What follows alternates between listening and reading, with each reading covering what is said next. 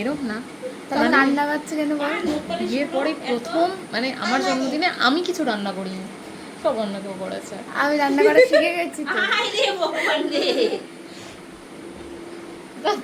তাই জন্য কান্না করছি। ফুটেজ নিচ্ছে, ফুটেজ নিচ্ছি আমরা।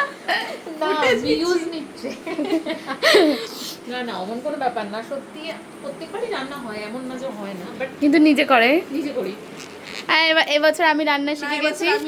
এবছর আমি রান্না শিখে গেছি, প্লাস ইনি আমার সাথে অনেক হেল্প করেছে। অনেক অনেক মানে মাংস রান্না করেছে, পায়েসটা হেভি রান্না করেছে।